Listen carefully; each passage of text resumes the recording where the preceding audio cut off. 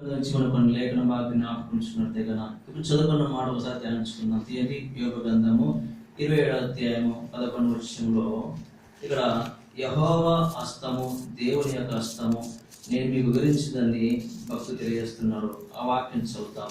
చదువుటమాట, దేవుని హస్తము గురించి నేను మీకు ఉపదేశించదను, సర్వశక్తులు చే క్రియలను నేను దాచిపెట్టాను. ఈ మాట చూడండి. యోబు యొక్క భక్తుడు తన జీవితంలో దేవుని యొక్క హస్తమును గురించి నేను మీకు ఉపదేశించదను, సర్వశక్తులు చే క్రియలను దాచిపెట్టాను. మన జీవితాల్లో చూడండి, సర్వశక్తిగా దేవుడు అనేకమైన గొప్ప గొప్ప కార్యం చేసి ఉన్నాడు. ఎందుకంటే నా యొక్క దినం మనం గమనించినట్టే కదా, మన యొక్క ప్రార్థన మందిరం ఏ మందిరం చెప్పండి? హెబ్రోన్ యొక్క ప్రార్థన మందిరం. దేవుడు ఈ దినం మన చర్చి యానివర్సరీ డే. ఎన్నో సంవత్సరం చెప్పండి. 20 కంప్లీటా? 20 కంప్లీట్ అయిపోయింది. 21 మన రన్నింగ్. దేవుడు చూడండి, దేవుడు చేసిన మేలు బట్టి, దేవుడు చూపిన కృప బట్టి ఆ భక్తుడైన యోబు తన జీవితంలో సర్వశక్తిగా దేవుడు చేసిన క్రియలను దాచిపెట్టాను.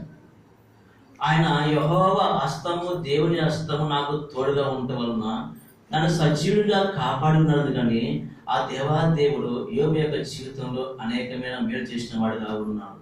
ప్రతి ఒక్క జీవితంలో గడిచిన సంవత్సరంలో 20 సంవత్సరం అంతా కాచి కాపాడి 21వ సంవత్సరంలో దేవుడు మనకు ప్రవేశపెట్టాడు. ఈ ప్రవేశపెట్టిన దేవుని బట్టి మన జీవితంలో ఒకసారి మనం నెమరు వేసుకోవాలా. దేవుడు ఒకటే కోరుకుంటున్నాడు, నా భక్తులు నన్ను స్తుతించాలా, నా భక్తులు నన్ను మయపరచాలా, నా భక్తులు నన్ను కొనియాడాలా. ఎందుకంటే దైవికంగా కొనియాడాలని కోరుకుంటున్నాడు. బైబిల్లో చూడండి, ముగ్గురు యొక్క వ్యక్తిగత జీవితం ఆధారం చేసుకొని వారు ఏ విధంగా దేవుని మయపరిచారు, వారు ఏ విధంగా దేవుని కొనియారో అనే విషయం జ్ఞాపకం చేసుకుందాం. చూడండి దేవుడారా, యోబు గ్రంథం నుంచి 1వ అధ్యాయం 10వ వచనంలో యోబు యొక్క జీవితంలో దేవుని యొక్క హస్తము గురించి, సర్వశక్తులు చే క్రియల గురించి దాచిపెట్టాలని చెప్పిన దేవుడు ఏ విధంగా దేవుని మయపరిచాడు. సర్వశక్తిగా దేవుడు యోబును ఆశీర్వదించాడంట. ఎలా ఆశీర్వదించాడండి? ఆ వాక్యం చూద్దామా? నిశ్చితండి.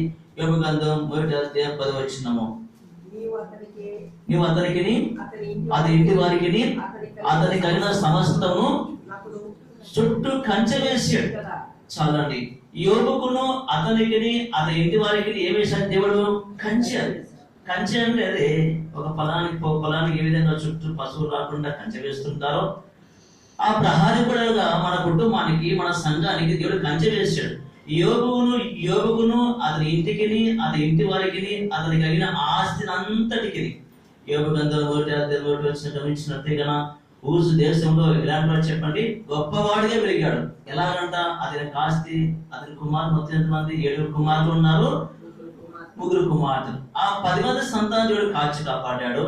అతనికి కలిగిన ఆస్తి 7,000 వంటలు, 7,000 గొర్రెలు, 3,000 వంటలు, 500 ఆడగాడిదలు, ఎడ్లు కలిగి ఉండి బహు పనివారుగా ఉన్నప్పటికీ ఒకటి మాత్రం విడిచిపెట్టలేదు. ఆయన ఏం విడిచిపెట్టలేదు? దేవుని మహిమ పరిచయంలో, దేవుని కొన్యాటలో ఎంత మాత్రం దాచిపెట్టలేదు. ఆశ్చర్య క్రియలను చూడండి, ఆయన ఎంత మాత్రము విడిచిపెట్టను, దాచిపెట్టను దేవుని యొక్క వాక్యం తెలియజేస్తుంది. యోబు యొక్క జీవితంలో దేవుడు చేసిన మేలు బట్టి అనేక శ్రమల గుండా వెళ్ళినప్పటికీ మనం గమనించినట్టే కన్నా అదే అధ్యాయంలో యోబు గ్రంథం 1వ వచనంలో యెహోవా ఇచ్చెను, యెహోవా తీసుకుని పోయాడు. శ్రమల గుండా వెళ్ళినప్పటికీ కూడా, కష్టంలో ఉన్నప్పటికీ, ఇబ్బందులో ఉన్నప్పటికీ, ఇరుకుల్లో ఉన్నప్పటికీ, సంతోషంలో ఉన్నప్పుడు దేవుడు ఏ విధంగా ఆరాధించాడో, కలిగి ఉన్నప్పుడు దేవుని ఆరాధించాడో, తన ఇంటి వారందరితో కలిసి అరుణోదయం లేచి ప్రతి ఒక్కరి నిమిత్తం ప్రార్థన చేస్తూ, తన పిల్లల నిమిత్తం కొరకు తను చేసిన మేలును బట్టి, తనకైన దాన్ని బట్టి, దేవుడు చూపిన కంచె వేసిన దాన్ని బట్టి ప్రతి దినము కూడా దేవుని మయపరిచే భక్తుడు యోబు యొక్క జీవితంలో శ్రమలో వచ్చినప్పుడు కూడా ఎంత మాత్రం దేవుని విడిచిపెట్టలేదండి.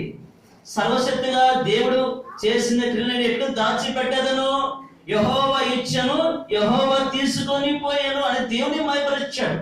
నేను ఆ జీవితంలో కూడా అనేక విధాలుగా ఉన్నప్పుడు కూడా, సంతోషంలో కూడా ఉన్నప్పుడు ఏ విధంగా మనం దేవుని మయపరిచామో, అదే కష్టములో ఉన్నప్పుడు, ఇరుకుల్లో ఉన్నప్పుడు కూడా దేవుని మనం మయపరచవలసిన వారంగా ఉన్నామని దేవుని యొక్క వాక్యం చెప్పబడుతుంది. దేవులారా, కనుక యోబు యొక్క జీవితంలో మొట్టమొదటిగా స్తుతి చాలా ప్రాముఖ్యమైన. దేవులారా, స్తుతి చేయుట మనకి ఎంతో ఆశీర్వాదకరం. ఈ లోకంలో మనకు ఎవరు కూడా దేవుడు చేసిన గొప్ప మేలు బట్టి ఆ యొక్క యోబు యొక్క జీవితంలో దాచిపెట్టకుండా దేవుని మయపరిచాడు. మరి యొక్క జీవితంలో, దావీదు యొక్క జీవితంలో కూడా దేవుని మయపరిచాడు. మనకు అందరూ తెలిసిన మాట ఉంది కదా, ఏ మాట అండి? 103వ కీర్తన 1-2 వచనంలో, నా ప్రాణమా యెహోవాను స్తుతించుము, నా అంతరము సమస్తమా ఆయన పరిశుద్ధ సంరక్షించుము. ఆయన చేసిన ఉపకారములలో దేన్ని మరచిపోకుండా. దావీదు యొక్క జీవితంలో మరచిపోయేవాడు కాదండి. ఆనందం వచ్చినప్పుడు దేవుడు స్తుతించాడు, కష్టంలో ఉన్నప్పుడు దేవుడు స్తుతించాడు, అదేవిధంగా దాసుడుగా ఉన్నప్పుడు దేవుడు స్తుతించాడు, తరమబడినప్పుడు దేవుడు స్తుతించాడు. ఎల్లకాలం గురించి నా ప్రాణమా యెహోవాను స్తుతించుము, ఆయన చేసిన ఉపకారముల దేనిని మరచిపోకుమని చెప్పాడు. అంటే దావీదు యొక్క జీవితంలో ఎన్ని ఉపకారాలు చేశాడు, ఎన్ని మేలు చేశాడు. ఒకసారి మనం జ్ఞాపకం చేసుకున్నట్టే కన్నా చూడండి, ఇక్కడ వృద్ధాప్య సమయంలో దావీదు చూడండి, ఆయన పడక మీద కూర్చొని, మంచం మీద కూర్చొని, రాజు కూర్చున్న తర్వాత, రాజు ఆ యొక్క పడక మీద కూర్చున్న తర్వాత మంచం మీద ఉన్నప్పుడు కూడా దేవుని మహిమపరిచాడండి. వాక్యం చదువుకుందామా? చూడండి, 1 రాజుల గ్రంథము 1వ అధ్యాయము 29వ వచనంలో మనం గమనించినట్లే కన్నా, సమస్తమైన ఉపద్రవముల నుండి నన్ను విడిపించిన దేవుడు అని దేవుని మహిమపరిచాడు. దేశ వాక్యం చదవండి. అప్పుడు రాజు ప్రమాణపూర్వకంగా చెప్పినది ఏమనగా, సకలమైన ఉపద్రవముల నుండి నన్ను విడిపించిన దేవుడు. ఎంత గొప్ప! సకలమైన ఉపద్రవముల నుండి. నీ నా జీవితంలో వచ్చిన ఎన్ని విపత్తులలో, ఎన్ని కరోనా టైంలో, ఎన్ని ఇబ్బందులలో, ఎన్ని శ్రమలలో దేవుడు మనల్ని కాపాడుతూ ఉన్నాడు. మన దేవుడు చూడండి, కాపాడే దేవుడు, విడిపించే దేవుడు, రక్షించే దేవుడు, మన యొక్క జీవితం చూడండి అన్నిటి విషయంలో చక్కబరిచే దేవుడుగా ఉన్నాడు. ఇక మాట గమనించినట్టే కన్నా, సమస్తమైన ఉపద్రవముల నుండి నన్ను విడిపించిన దేవుడు. ఈ మాట మనం ఈ దినం మనం జ్ఞాపకం చేసుకో. గడిచిన దినాల్లో, గడిచిన సంవత్సరంలో, 24వ సంవత్సరంలో, 2024 ఎన్ని ఇబ్బందులకు నడిచిన వారంగా ఉన్నామో. ఎందుకు ఆ మాట చెప్తున్నాడు దావీదు?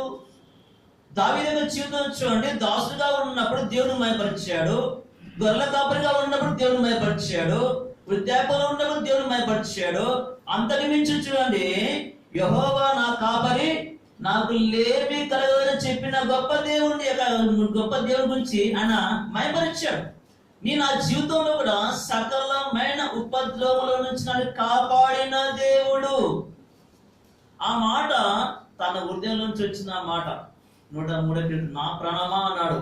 ప్రాణంతో దేవుడు స్తుతించాడు. శరీరంలో ఉన్న ప్రతి అవయంతో దేవుడు స్తుతించాడు. తన యొక్క నాలుక, తన యొక్క పెదవులు, తన యొక్క చేతులు, తన యొక్క హృదయము. అందుకే దేవుని చూడండి, దేవుని దృష్టిలో దావీదుకి ఒక బిరుదు ఉందంట. ఏ బిరుదు చెప్పండి? నా హృదయాభిలాషుడు అంట. హృదయంతో దేవుని ఆరాధించేవాడుగా ఉన్నాడు. నా హృదయానుసారుడైన దేవుని ఎందు భయభక్తిగల కుమారుడా, నా ప్రీతికరమైన సేవ చేస్తున్న దేవుని కుమారుడా, దేవుని యొక్క సంకల్పము నెరవేరుస్తున్న దేవుని కుమారుడని దేవుడే సాక్ష్యం ఇస్తున్నాడు. ఎందుకు సాక్ష్యం ఇస్తున్నా అంటే, దావీదు యొక్క జీవితం ఒకటి మాత్రం మర్చిపోలేదు, స్తుతులు మర్చిపోలేదు. కీర్తన గ్రంథం అంతా అనేక మంది కీర్తన రాశారు. దావీదు రాశారు, కోరా కుమార్ రాశారు, ఆసాపు రాశారు, అనేక మోషే రాశాడు, సొలొమోను యొక్క కొన్ని కీర్తనలు ఉన్నాయి. అన్ని కీర్తనల్లో దావీదు కీర్తనలు ఎక్కువ శాతము స్తుతి స్తుతి స్తుతి స్తుతి స్తుతి. ఆయన స్తుతి లేకుండా దినమంతా దేవుని మొరపెడుతున్నాడంట. దావీదు యొక్క జీవితంలో దినమునకంట ఎన్ని మార్లు స్తుతించాడు చెప్పండి? 7 మార్లు స్తుతించాడు. దానిని కూడా స్తుతించాడు. ఎన్ని మార్లు? 3 మార్లు స్తుతించాడు. అనుదినం కూడా నేను స్తుతించకుండా మానలేకున్నానే. తన యొక్క దేవునితో ఎల్లప్పుడు కూడా సత్సంబంధం కలిగిన వ్యక్తి దావీదు.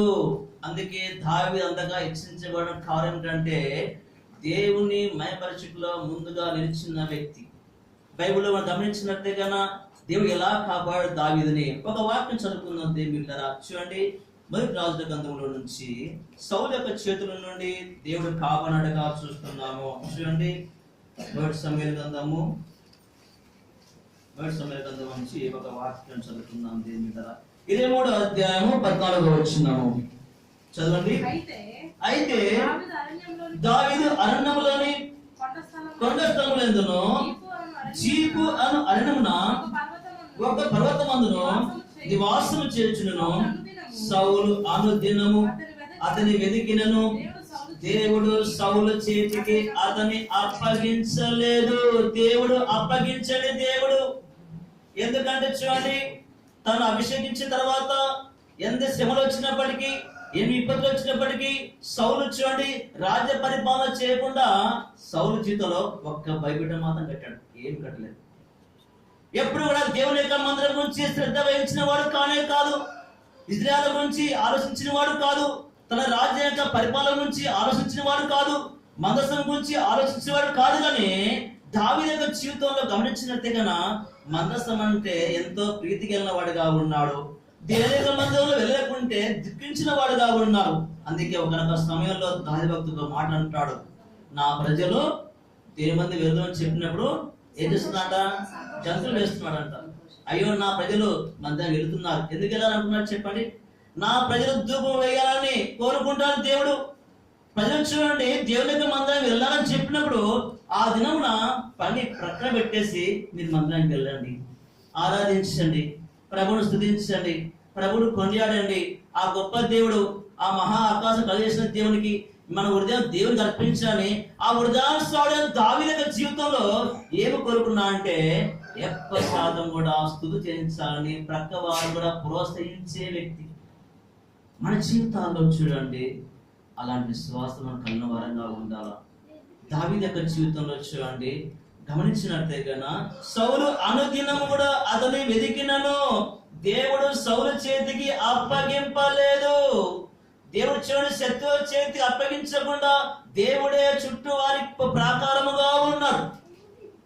ఎంత గొప్ప దేవుడు చూడండి. సౌలు చూడండి 3000 మంది వెంట పెట్టుబడిగా చూస్తున్నాము. ఒక కౌసు పిట్ట వల్లే తరిమినప్పుడు కూడా పర్వతము దాటుకున్నప్పటికీ దావీదు దగ్గర మొత్తం వస్తుంచే ఎంతమంది చెప్పండి? 600 కుటుంబాలు ఉన్నాయి. 600 మంది పురుషులు ఉన్నారు, 600 మంది భార్యలు ఉన్నారు, వారి పిల్లలు కలిసి అందరూ కలిసి అదులాగోల ఉండి ప్రభువుని మయపరుస్తూ ఉన్నారు, ప్రభువుని కొనియాడుతున్నారు దేవుళ్ళారా. ఎందుకంటే దావీదు యొక్క జీవితంలో సౌలు యొక్క చేతిలో నుండి తప్పించుకోవడం కారణం ఒకటే, దేవుణ్ణి మరిచిపోయిన వాడు కానే కాదు.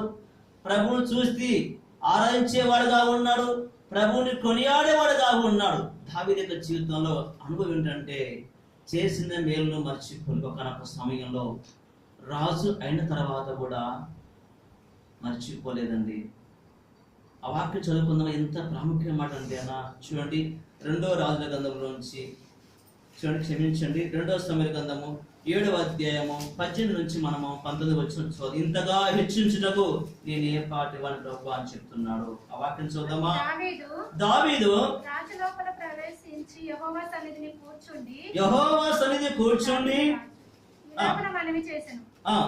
నా ప్రభువా యెహోవా, ఇంతగా నీవు హెచ్చించుటకు నేను ఎంతటి వాడను, నా కుటుంబము ఏ పాటిది, ఇంత హెచ్చుగా హెచ్చించుటకు చూడండి చేసినంత ఈ దృష్టి కొంచెమైనది, మానవుల పద్ధతిని బట్టి బహుకాలం బట్టి జరిగిన తర్వాత చాలండి.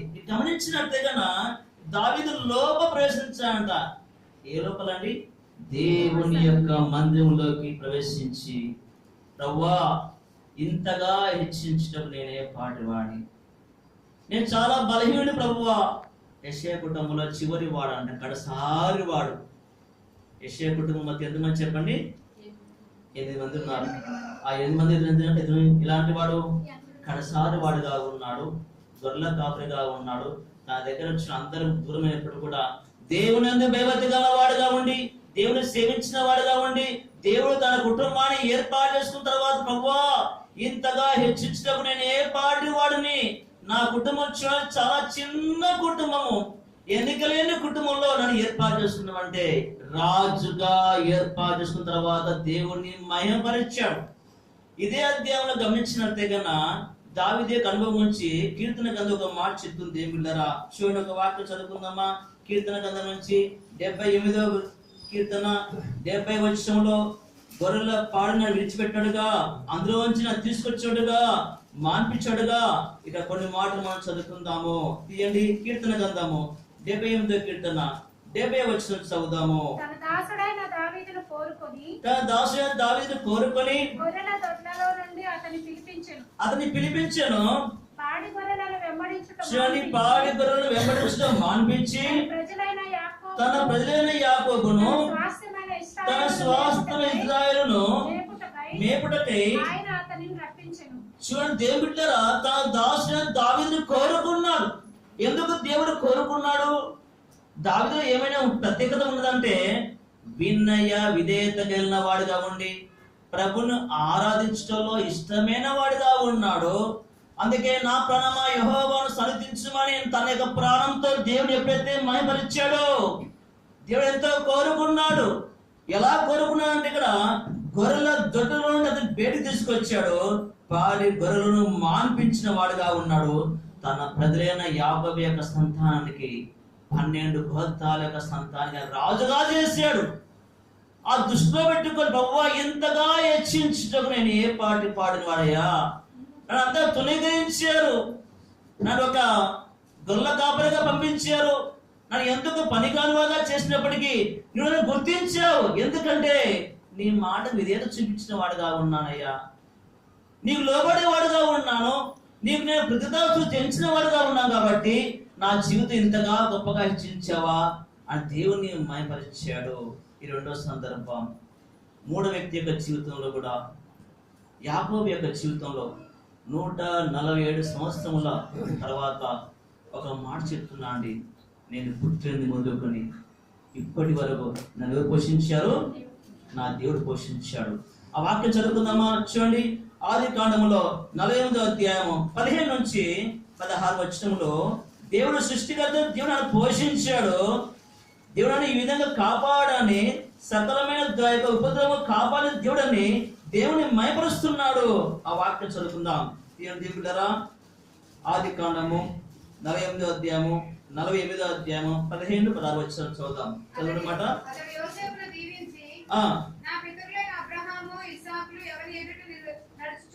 నడుచుచుండిరో ఆ దేవుడు నేను పుట్టినది మొదలుకొని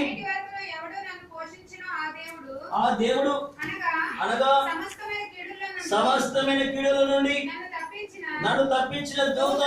చూడండి, సకలమైన చూడండి కీడులు నన్ను తప్పించిన దూత. ఆ దూత చూడండి, దేవుడు చెప్తున్న మాట ఏంటంటే ఇక్కడ నేను పుట్టినది మొదలుకొని నేటి వరకు అంట. అతని వయసు అంతటి రమారామి దగ్గర 147 సంవత్సరములు. చూడండి, 47వ కీర్తన 28వ వచనం చదువు, నాకు అర్థమవుతుంది. చదువు మాట. 47వ అధ్యాయము ఆది కాండములో 28వ వచనం చదువుతాం. యాకోబు ఐగుప్తు దేశంలో 17 సంవత్సరం బతికెను. యాకోబు దినములు అనగా అతను జీవిత సంవత్సరం చెప్పండి 140 ఏళ్ళు. 140 సంవత్సరము దేవుడు కాచి కాపాడిన దేవుడు చూడండి ఎంతగా దేవుని మహిమపరుస్తున్నాడు. నేను పుట్టినది మొదలుకొని నేటి వరకు పోషించాడు.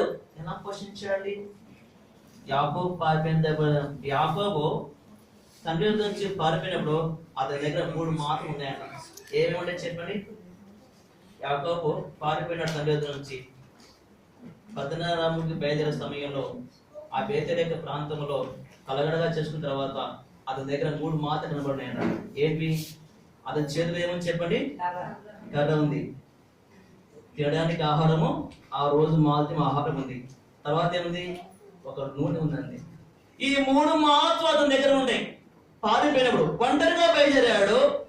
అక్కడ తీర్మానం చేసుకున్నాడు, అవ్వా తింటే నాకు ఆహారం తెచ్చేవా, కట్టుకుంటే నాకు వస్త్రం తెచ్చేవా, నేను మరలా తిరిగి వచ్చేటప్పటికి నన్ను సజీవుగా కాపాడినట్టే కన్నా నాకు ఇచ్చి యావత్తులో నీకు దశమ భావిస్తా తీర్మానం చేసుకొని ఒంటరిగా బయలుదేరాడు. అప్పుడు దేవుడు మాట్లాడుతున్నాడు, దేవుడు నీకు తోడే ఉన్న యాకోబు, అబ్రహాం తోడుగా ఉన్నట్టుగా, ఇస్సాకు తోడుగా ఉన్నట్టుగా నీకు తోడుగా ఉన్నాం కాబట్టి నువ్వు ధైర్యంగా వెళ్ళమని చెప్పాడు. ఆ భయపడబడే మాట చేతబట్టుకొని ఒంటరిగా బయలుదేరాడు. పెక్కుమంతో బయటికి తిరిగి వచ్చిన వాడుగా ఉన్నాడు. ఏమిచ్చాడు? అతనికి ధైర్యం ఇచ్చాడు. ఏమిచ్చాడు? అతనికి ఆహారం ఇచ్చాడు, వస్త్రం ఇచ్చాడు, గృహం ఇచ్చాడు, భార్య ఇచ్చాడు, కుటుంబం ఇచ్చాడు, ఆస్తి ఇచ్చాడు. 27 సంవత్సరములు సడగా కాపాడిన తర్వాత మరలా తండ్రి యొక్క క్షేమంగా తిరిగి వచ్చినప్పటికీ అతని యొక్క సంతానము దేవుడు ఎంతగా ఆశ్రయించాడంటే ఇస్కరేలు వల్లే అంతగా గొప్పగా ఆశ్రయించాడు. కారణం ఏమిటంటే దేవుని యొక్క కాపుదల. నా జీవితంలో చూడండి, మనం ఒంటరిగా ఉన్నప్పుడు, ప్రభు మీద ఆధారపడి ఉన్నప్పుడు, ప్రభు మీద విశ్వాసం ఇచ్చినప్పుడు, వాగ్దానం చేతబట్టి వచ్చినప్పుడు యాకోబు తోడుగా దేవుడు నీకు నాకు మనకందరికి గడిచిన సంవత్సరంలో తోడుగా ఉండి అనేక ఇబ్బందులను అనేక శ్రమలను ఎవరు కాపాడారు చెప్పండి? ఇక్కడ చెప్తున్న మాట ఏంటంటే వృద్ధాపంలో అప్పుడు యాకోబు వయసు అంతా చెప్పి 147 సంవత్సరములు అవసాన కాలం అంట తన కర్ర సహాయం చేసుకొని యోర్దాను దాటిన వ్యక్తి ఆయన. విశ్వాసం, ఎంత విశ్వాసం చూడండి. ఒక కర్ర మీద ఆ కర్ర ఏం చేసిందంటే యోర్దాను దాటించింది యాకోబుని. అవసాన కాలంలో దేవుడు స్తుతించేవాడుగా ఉన్నాడు, మయపరిచేవాడుగా ఉన్నాడు. ఏమని చెప్తున్నా అంటే నేను పుట్టినది మొదలుకొని నేటి వరకు ఎవరు నన్ను పోషించను. అక్కడ దేవుడిని మయపరుస్తున్నాడు. తండ్రి గురించి కానీ, తల్లిని గురించి కానీ, సహోదరుని గురించి కానీ, స్నేహితుల గురించి ఇక్కడ వ్రాయబడలేదు. నన్ను పోషించిన నా పోషణకర్త నాకు ఉన్నాడు, నాకు సహాయం చేశాడు, నాకు గృహాన్ని ఇచ్చాడు, నాకు ఇల్లు ఇచ్చాడు, కుటుంబం ఇచ్చాడు. అన్నిటికన్నా నా జీవితంలో యాకోబు జీవితంలో పేరు మార్చిన దేవుడు. ఏ పేరు చెప్పండి? ఇజ్రాయేల్. యాకోబు అంటే అర్థమైంది మోసగాడుగా నా జీవితాన్ని, స్తుతులే నా జీవితాన్ని స్తుతులు ఇచ్చాడు. అహంకారంలో నా జీవితాన్ని అహంకారం తీసివేసి, మోసగాడుగా ఉన్న జీవితాన్ని నా జీవితం తీసివేసి దేవునికి లోబడి విధంగా చేసినట్టుగా ఇశ్రాయేలుగా మార్చాడు. ఇశ్రాయేలు అర్థమైంది దేవునితో పోరాడి గెలుచుట. పెరుగంటే అర్థమైంది దేవుని యొక్క ముఖము నేను చూసి ఉన్నానయ్యా. అందుకే ఆ పేతుల్లో అది ఎగ్గుమని చెప్పండి, ఇదే పరలోకము గుమ్మని చెప్పాడు. దేవుని యొక్క 3 సందర్భాలు కూడా ఆ జీవితంలో దేవుని మయపరిచారు. మన జీవితాల్లో కూడా స్తుతులు చాలా ప్రాముఖ్యం. అర్ధరాత్రి వేళ నా చేతి అయితే దేవుని మయపరుస్తున్నాడు దావీదు భక్తుడు చెప్తున్నాడు. ముమ్మారు దానియేలు భక్తుడు దేవుడు స్తుతించాడు. అదేదో యాకోబు యొక్క జీవితంలో 7 మార్లు సాష్టాంగ పడ్డాడండి.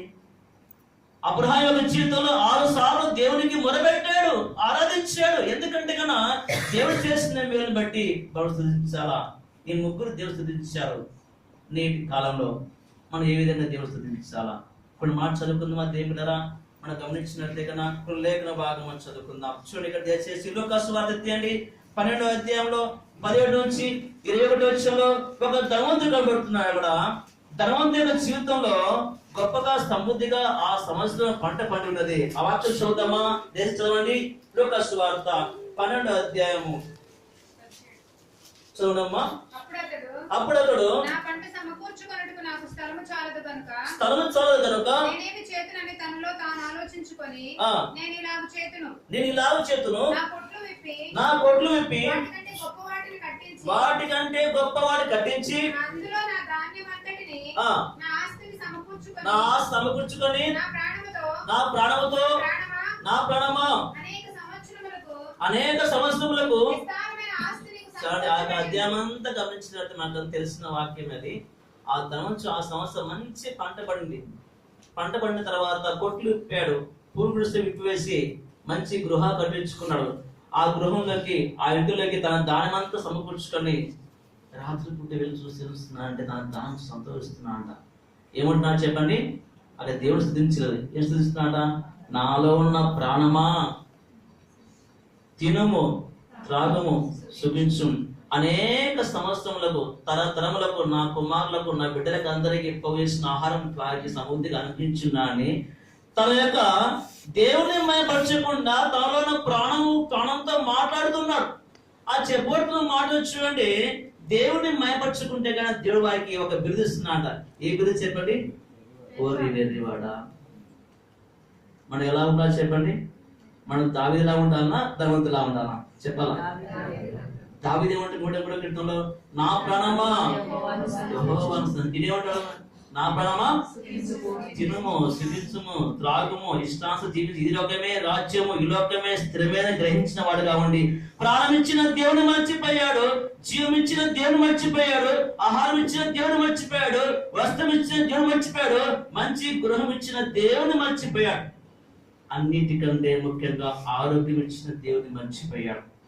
ఆరోగ్యం ఉంటేనే కదా మనము, బలం ఉంటేనే కదా మనము మన జీవితంలో చూడండి. ఈ ఇద్దరి యొక్క జీవితంలో దావీదు దేవుని మర్చిపోయాడు. ఈ ధనవంతుడి యొక్క జీవితంలో చూడండి, వర్షము కురిపించే దేవుని మర్చిపోయాడు. పూరి గుడిసెలో ఉన్నప్పుడు వినయ విధేయత జీవించిన వాడుగా ఉన్నాడు. అత్యధికంగా హెచ్చించిన తర్వాత ఆ దేవుని మరిచిపోయిన వాడుగా ఉండి వేరే వాడుగా జీవించిన వాడుగా ఉన్నాడు. మన జీవితంలో చూడండి ఎప్పుడు కూడా ఒకటే ఉండాలా. నేను ఎవరు అడిగినప్పుడు ఏం బ్రద ఎలా ఉన్నారంటే మా నోటి నుంచి ఒకటే మాట రావాలి. ఏం మాట రావాలి చెప్పండి? దేవుని దేవల హ్యాపీగా ఉన్నా, దేవుని దేవల సంతోషం, దేవుని యొక్క దయ అని చెప్పినప్పుడు దేవుడు నవ్వుతాడంట. దేవుని యొక్క దేవుని క్షేమంగా ఉన్నాడయ్యా, దేవుని దేవల నా పిల్లలకు ఉద్యోగాలు వచ్చినాయి, దేవుని దేవల మంచి గృహం కట్టుకున్నానయ్యా, దేవుని దేవల్ల నా ఈ సంవత్సరం మంచి పంట వచ్చింది అనే మాట ధనవంతుడు చెప్పలేకపోయాడు. అందుకే దేవుడు బాధపడ్డాడు. గడిచిన సంవత్సరంలో ఎన్ని మేలు చేశాడో, ఎన్ని ఉపకారాలు చేస్తే మన హెబ్రోన్లో అనేక ఉద్యోగ విషయంలో ఏంటి, వివాహం విషయంలో ఏంటి, అప్పుల భారంతో ఉండి అప్పులు కొట్టివేసిన వాడుగా ఉన్నాడు. ఇరుకులో ఉన్నప్పుడు, కష్టంలో ఉన్నప్పుడు, చింతలో ఉన్నప్పుడు, అనారోగ్యస్థితిలో ఉన్నప్పుడు ఎవరు కాపాడారండి? డాక్టర్ కాపాడారా? ఎవరు కాపాడారు చెప్పండి? దేవుడు కాపాడాడు. ఆ దేవుడు కాపాడిన దేవునికి మనం ఏమి ఇవ్వాలా? ధనమా, వెండి, ఏగా చెప్పండి? విరిగి నలిగిన హృదయంతో నా ప్రభువా, ఎంత గొప్పవాడు ప్రభువా. అవసాన కాలంలో యాకోబు చూడండి కల మీద చేత పట్టుకొని యేసేపు దగ్గరకు వచ్చి దీవించాడు. నేను పుట్టినది మొదలుకొని నేటి వరకు నా ప్రభు నాకు తోడుగా ఉన్నాడయ్యా. నేను ఒంటరిగా బయలుదేరాను, పెట్టుమంతో వచ్చాను, ఒంటరిగా వెళ్ళాను, భార్యతో వచ్చాను, ఒంటరిగా వెళ్ళాను, సంతోషంగా సంతానం పొందుకున్న వాడిగా వచ్చాను, ఏమేని వాడిగా ఉన్నాను, సంతోషంగా తూలుతూ సంతోషంగా నా తండ్రి వద్దకు వచ్చిన అని గొప్పగా దేవుని మహిమపరిచాడు. ఈ ధనవంతుల యొక్క జీవితంలో ఆ మహిమ కనబడలేదు, ఆరాధన కనబడలేదు, స్తుతులు కనబడలేకపోవడం వలన దేవుడు ఎంతో ముఖము చిన్నబుచ్చుకున్నాడు. ఈ సమయంలో కూడా హెబ్రోను నీవు ఉన్నావు కాబట్టి ప్రభువా, గడిచిన సంవత్సరం ఎన్ని మేలు చేశావు, ఎన్ని ఉపకారం చేశావు తండ్రి. నా పిల్లల విషయం ఏంటి, నా కుటుంబం విషయంలో ఏంటి, ఆరోగ్య విషయంలో ఏంటి, నా జీవితంలో ఎన్ని గొప్ప మేలు చేసామని దేవుని మనం మయపరచవలసిన వాడుగా ఉన్న బైబిల్లో మరొక వ్యక్తి ఉన్నాడండి, ఒక రాజు ఉన్నాడంట. ఆ రాజు దేవుని మయపరిచాడు. మయపరచుకుంటే ఎంతగా శిక్షించారు చూడండి. ఆ వాక్యం చూద్దాం మాట దయచేసి అపోస్తలుల తీయండి. అపోస్తలుల కార్యములు 12వ అధ్యాయము 21వ వచనం చదువుదాము. త్వరగా చూడండి దేవుని ద్వారా టైం తక్కువ ఉన్నప్పుడు. హేరోదు రాజ్యవస్త్రం ధరించుకొని ఉపన్యాసము చేయగా జనులు ఇది దైవ స్వరమే గాని మానవ స్వరము కాదని కేకలు వేసిరి. అతడు దేవుని మయపరిచినందున వెంటనే ప్రభు దూత అతని మొత్తను కనుక పుల్లు పడి చచ్చి. అంటే ఆరాధించినప్పుడు అంత నష్టం కలుగుతుందా?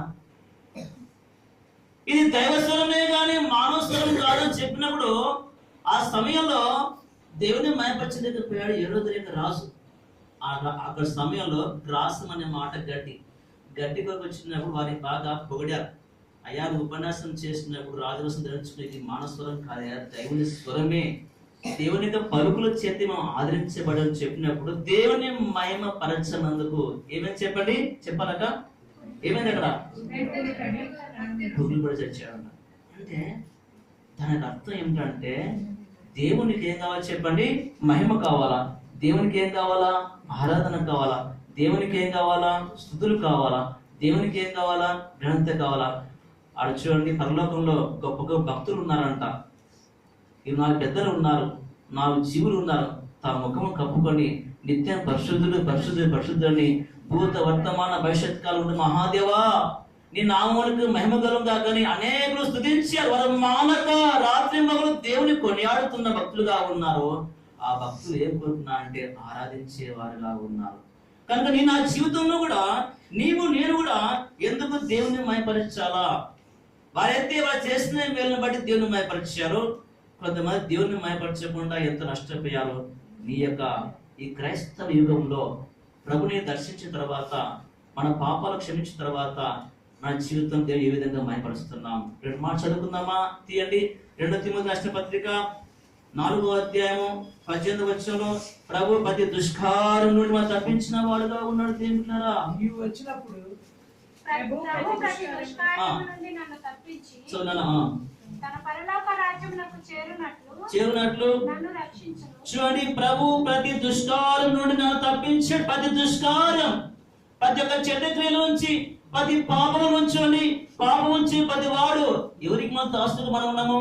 పాపానికి దాస్తుగా ఉన్నప్పుడు, పాపం చేత మరల్చబడ్డవాడుగా ఉన్నప్పుడు మనం ఎలాంటి వారం అంటే పాపమునకు దాస్తుగా ఉన్నాం, దోపుసుముగా ఉన్నాం, పాపం మనము అంబడిన వారుగా ఉన్నాం.